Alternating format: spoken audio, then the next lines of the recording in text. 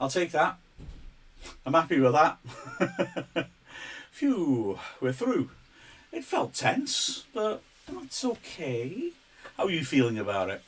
Did it feel comfortable? Because really, when you look at it, they needed a 5 goal swing in their favour, Switzerland, if they were going to do us.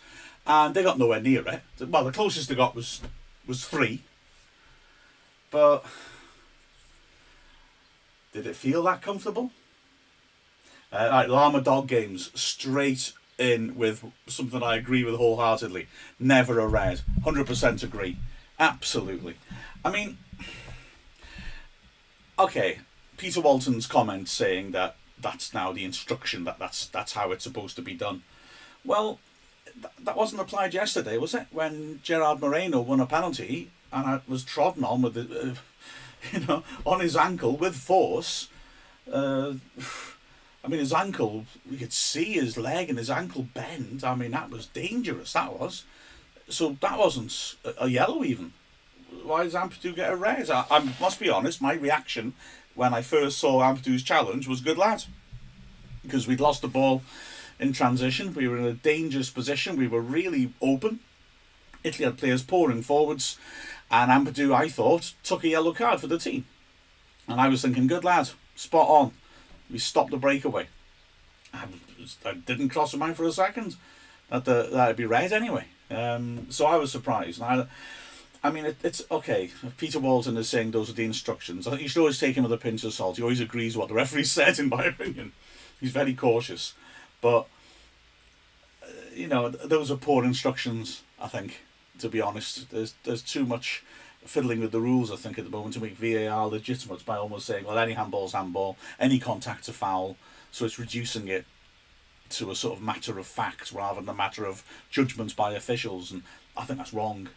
You have to be able to judge whether something is serious or not. I didn't think it was a red card at all. I really didn't. Che Long, hey Che. Playing against a side who could win the tournament and finish in the group second, not third, is brilliant. Roll on the knockout stages. 100% agree. Absolutely. I think that's a superb achievement to come second in that group.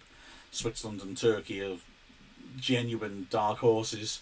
And we've, I think, done much better than they have. We are the second best team in that group.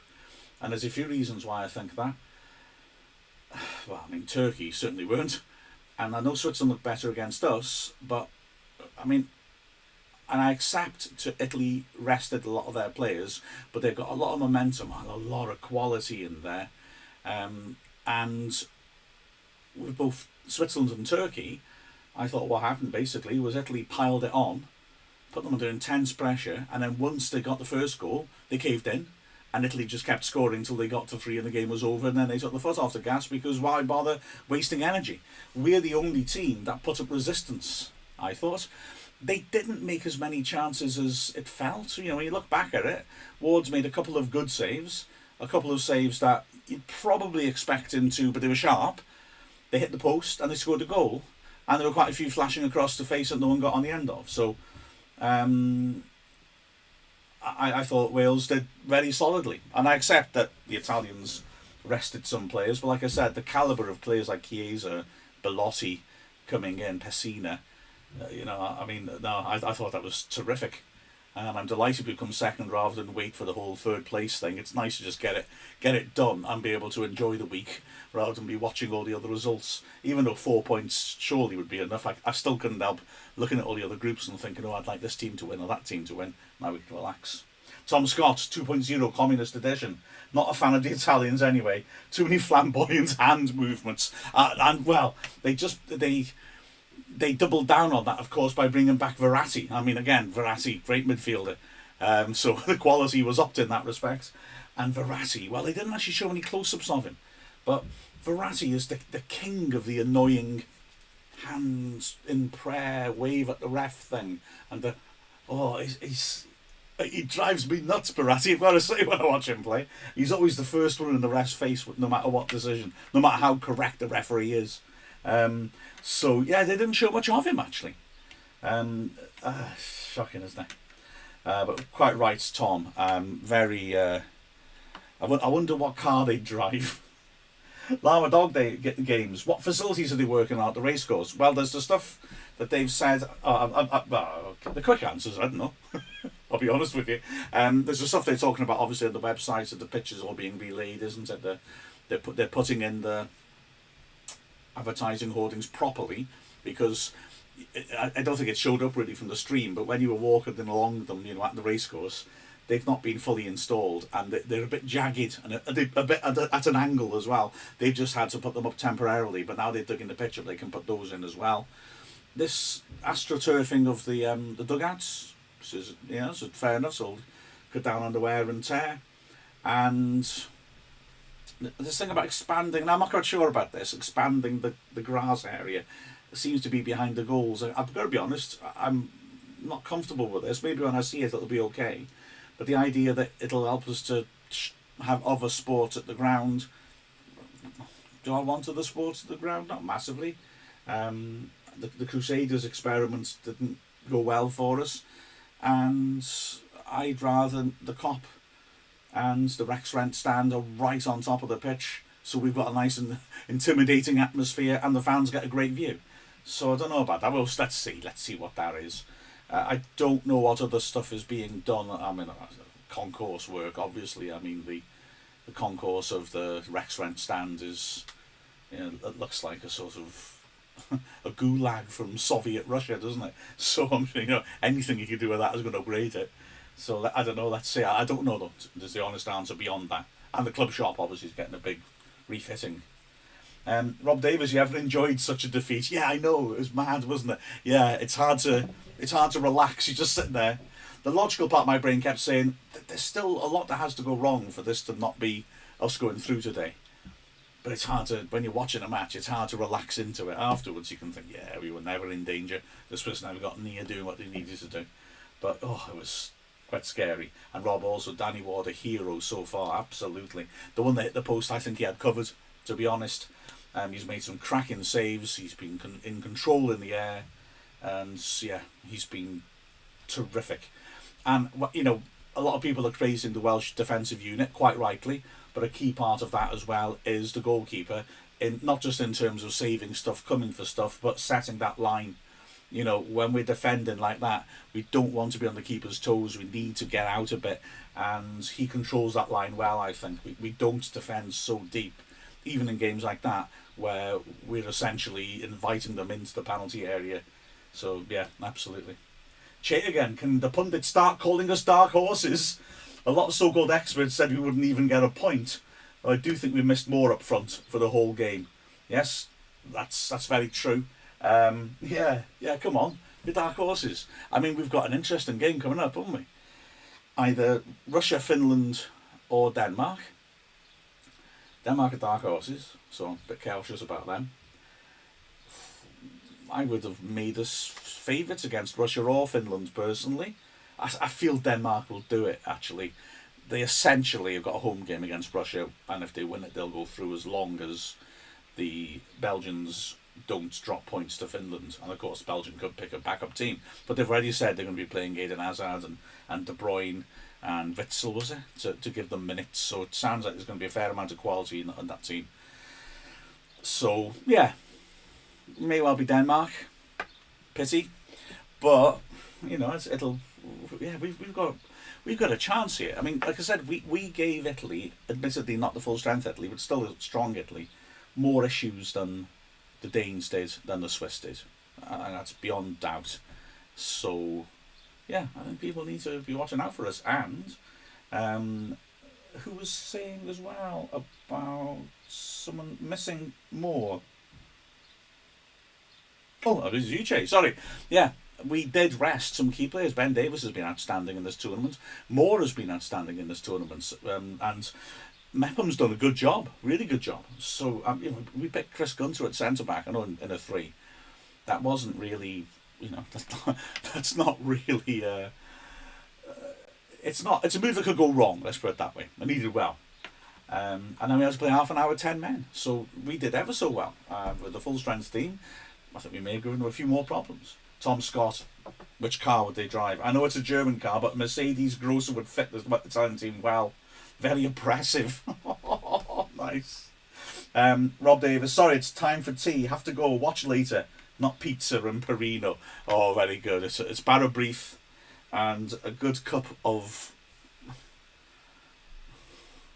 seaweed. I don't know. I'm not going to move out stereotypes. I prefer reality. And Dan the Man says, the media team going to America? Please ask that question of the club. I don't know how the American trip will work at all. I certainly haven't had any implication that we'll be going, although we also have some coverage of it, obviously. I'm not sure exactly still how it's going to pan out in practical terms. You know, how do you get to go into America at the moment when it's not really allowed? But that must all be in hand. So I don't think I'll be going, Dan, but I'd love it if I could. If only to confirm that Danny DeVito is a Wrexham fan. Luke Saunders, happy we qualified, but win would have been better. Oh, absolutely, wouldn't have been wonderful. But I think resting those players so they don't get yellows is a key precaution. Che and I were talking about that in Dragonheart on Friday.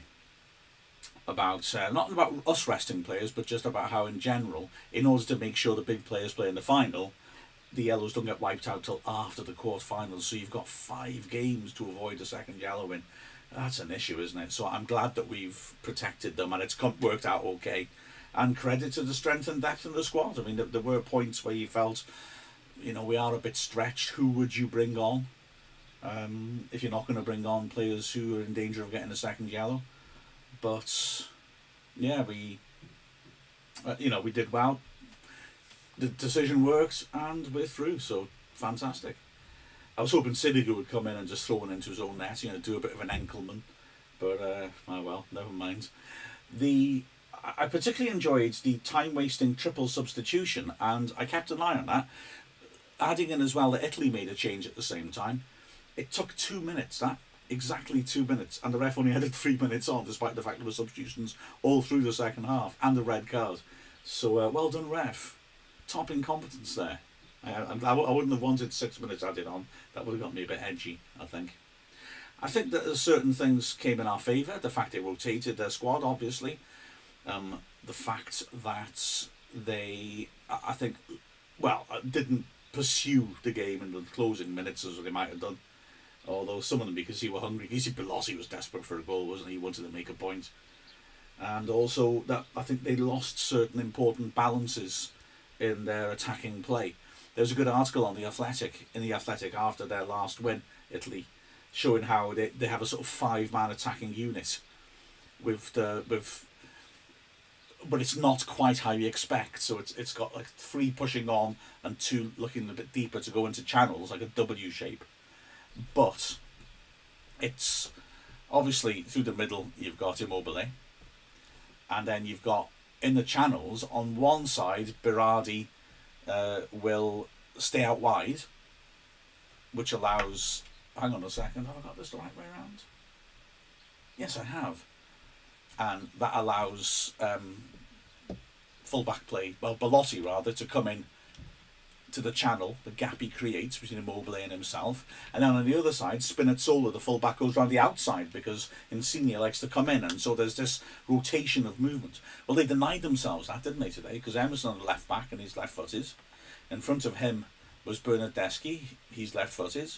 And then on the right-hand side, they've got Toloi, who's a centre-back at right-back, who wasn't looking to push on and wasn't looking to get into those little areas. Belotti wasn't playing either. Pessina did that a bit. And then wide on the right have Chiesa, who I thought was terrific. He's a really dangerous player, isn't he? But he's right-footed, so they actually had 2 wingers. And I thought that balance made it a little easier for us to defend. Having said that, until just before the goal, I was feeling pretty comfortable. I thought they're not really asking that many questions of us. That change in their balance is working very much in our favour. And then around the time of the goal, we just started to look wobbly, and I started wondering if a back 3 was the correct formation to use against that sort of attack. But luckily, second half, I thought we did all right. There were points where we were stuck in our penalty area a bit, but never points where you felt you were going to get that pattern of us just thumping it back at them and then coming back at us again. So, I felt okay about it. Days out with Christopher. Wales should have not had a red card and Bale or Ramsey should have scored. Yeah, I mean, yeah, well, the red card we talked about already, and yeah, I agree. The red card was a harsh decision for my money. It's not a stamp, it's a late challenge. I said at the start, I was thinking, well done when he did it, because we were open to a counter attack and he stopped play with it. I thought he was just taking the yellow card for the team to give us a chance to get back. I was shocked when he wrote the red out. The chances, oh yeah. I mean, the Ramsey one, I think he's got to make his mind up to take it early. The moment he's taken a touch and not hit it, he's running out of space, isn't he, really? Donnarumma's smothering him. Defenders are coming in from all angles, and even though he's in the 6-yard box and you always feel in the 6-yard box you got a chance, he can't see the goal. So I think he had to take it early. I like the idea of strikers and attacking players scouting the goalkeeper they're going to be up against, because you do see patterns.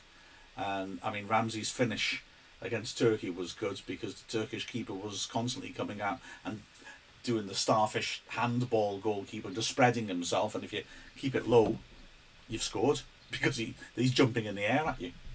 And then Donnarumma has a tendency, and we saw it in this chance, when he's coming out, to spread himself and go on his knees. And that's, to me, that's just a technical error on Donnarumma's part. It's a technical flaw, because once you're on your knees, you can't move, can you? And if you're dinking, there's very little he can do about it. So with hindsight, that would be fine. But it's all right, me telling Aaron Ramsey to do that. I haven't played that many games for Juventus or Arsenal, so I've got a bit of a nerve saying that, really. And then as for the Bale chance, well, that's just a shame, isn't it? You know, it's come perfectly for him on his left foot. Volleys are never easy, are they? But it was a beautiful nod down. Roden, I think, wasn't it? And it's just a shame that he got underneath it, because that was a real opportunity to work Donnarumma, and even if he didn't score, get a rebound off it. John Connor, Italy seemed to know how to foul hard, but without getting yellows. Well, yeah, I've got to say, I mean, the foul on Wilson, I mean, we only saw it fleetingly. It looked fairly similar to the Ampadu one, hitting him hard, treading on the back of his ankle. Why is that not a red? Why is that looked at by VAR? My mind's gone blank. The centre-back who wasn't Bonucci. I mean, he got... How many last warnings did he get? I think as well, John, there's an element, and I always drives me mad this a bit with referees. When referees decide, I don't want to show yellow cards, and so they'll go for about an hour.